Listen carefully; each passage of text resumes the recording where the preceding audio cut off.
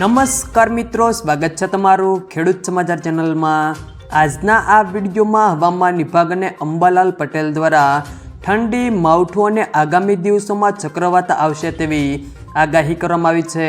ત્યારે આગામી દિવસોમાં વાતાવરણ કેવું રહેશે અને ચક્રવાત આવશે કે નહીં તે તમામ માહિતી વિશે આજના આ વિડીયોમાં વાત કરીશું।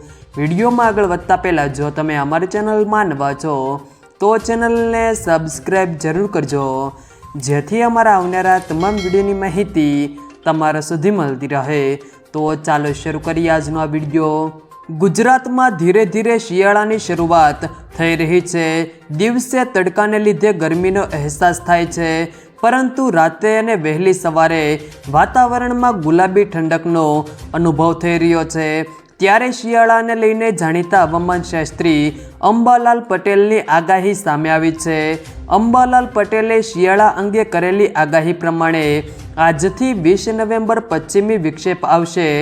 ઉત્તરીય પર્વતીય પ્રદેશમાં હિમવર્ષાને કારણે ગુજરાતમાં ગરમી ઘટશે। ઉત્તર ગુજરાતના ભાગોમાં તાપમાનમાં ઘટાડો થશે। ન્યૂનતમ તાપમાન 18 ડિગ્રી સેલ્સિયસ થઈ શકે છે।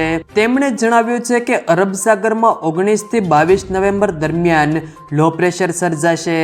લો પ્રેશર સોમાલિયા કે ઓમાન તરફ જશે તો વરસાદ નહીં આવે, પરંતુ જો ગુજરાત તરફ આવશે તો વરસાદ આવવાની સંભાવના છે।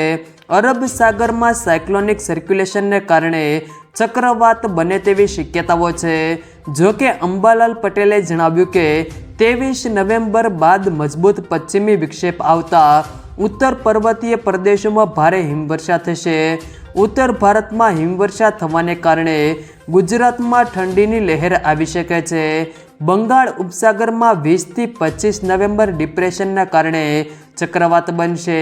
સાથે જ તેમણે જણાવ્યું છે કે માર્ચ માસ સુધી હવામાનમાં પલટા આવ્યા કરશે।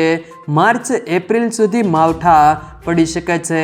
જો મિત્રો વિડીયો પસંદ આવ્યો હોય તો વિડીયોને લાઈક કરો, તમારા મિત્રો સાથે શેર કરો, અને જો તમે અમારી ચેનલમાં નવા છો તો ચેનલને સબસ્ક્રાઈબ જરૂર કરજો, જેથી અમારા આવનારા તમામ વિડીયોની માહિતી તમારા સુધી મળતી રહે।